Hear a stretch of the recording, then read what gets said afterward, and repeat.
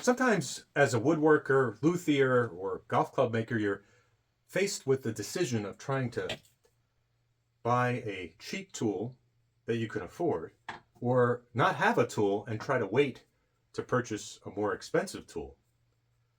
Or sometimes you're lucky enough to find a used tool, and that might be the ideal thing, but not everybody has that luxury. I live in the Rust Belt, so tools are readily available. But if you live in the southwest of the United States, or anywhere in the middle of nowhere, you're not going to find too many tools too readily at flea markets and places locally. You often have to compete with other bidders on auction sites like eBay and things like that.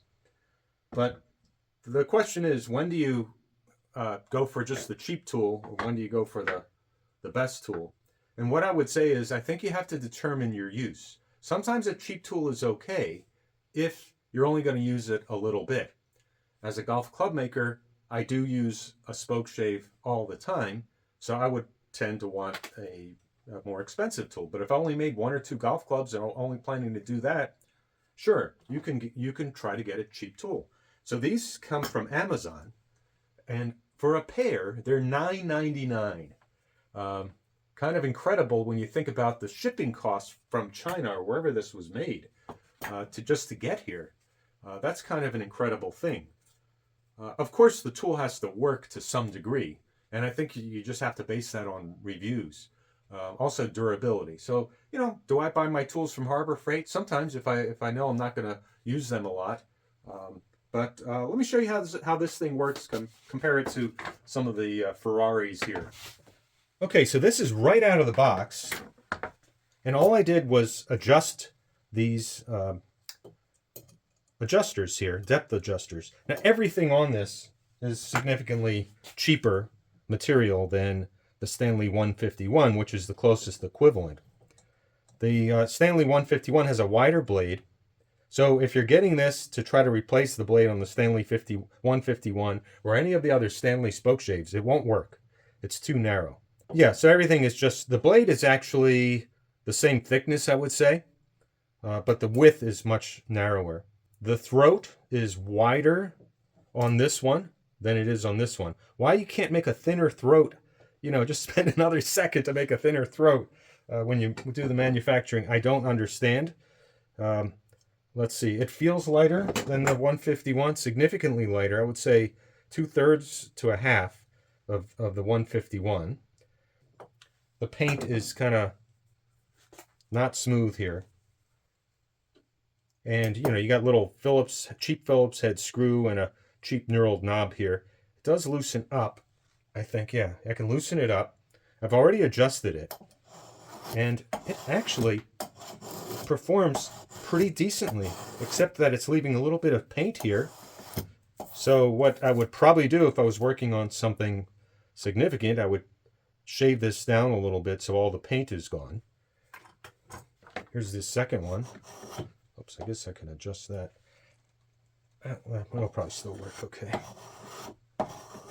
Yeah, so adjusting's kind of a pain. Sometimes you need a Phillips screwdriver, sometimes not. Let's see. There, I just needed to rotate that.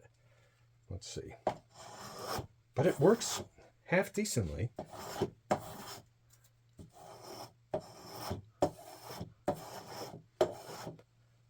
Now let's try the 151. I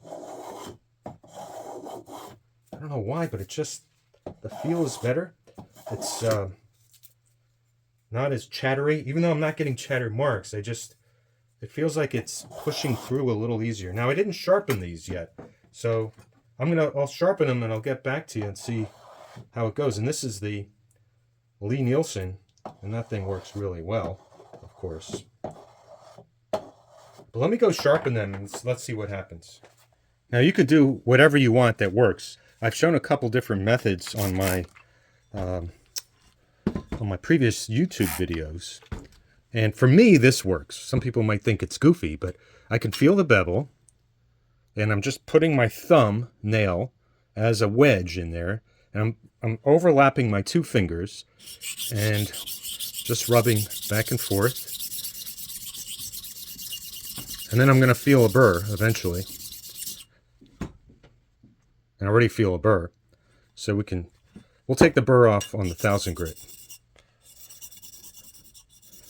And make sure it's all polished, which actually, I mean, it actually is on the front edge a little bit. Let's make sure that's the case. Yeah, so I'm actually going to have to polish this a little bit more, so I'll put it on pause. So I worked on it for about another minute, that's all. And I got the blade pretty flat on the leading edge. So we'll just go back to 1000 grit here. And then do the same thing with my thumb, with my kind of goofy method of holding it. But I would encourage trying this. So I have my fingers overlapping on the front, my thumbnail just skirting on that stone. This is hollow ground. You can see that there's gray here. So that's actually sharpened. I feel a burr on the back. So we'll take that burr off. And we'll go to, so this is a 1000 grit stone. The other was a 300 grit diamond stone. I have a Japanese stone here. We'll do the same here. Try to vary the positioning. But I can easily feel where that bevel is by just holding it like this. The other way you could do it is this way. Like that. I just feel like I could do this much faster one-handed and use my thumb as a wedge. So just slipping my thumb back and forth till the bevel angle is just right. And I can really get that in there.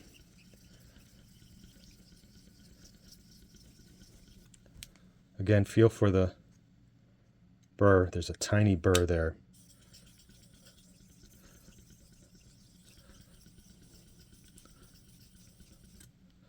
And if you look at the Nielsen site, this is how they do it. A lot of the people that use Spokeshaves quite a bit do it this way. People who sharpen carving gouges, they do it in a similar fashion, back and forth or side to side rather than front and back. So I'm kind of used to this side to side method, but whatever works for you. So that's at 6,000 a grit, and just for the heck of it, let's use this 15,000 grit stone, almost like a leather strop. Do the same thing here. I can easily feel the bevel. It's no problem feeling it and referencing off of that bevel. You don't need a fancy jig. And this should have a mirror polish already. Yeah. So you could see the part that was hollow ground. So this metal is very soft and I'm able to sharpen it quickly, or it was not too bad out of the factory. Didn't really require all that much. So we'll just hit it with the leather strop next. And for this, I'll just go kind of back and just one way. You can easily gouge the strop if you're not careful. So make sure your blade's not digging into it.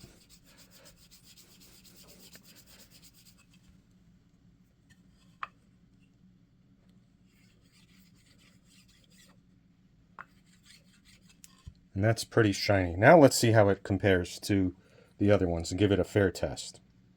Okay, time for a test drive. We'll put a little wax on there.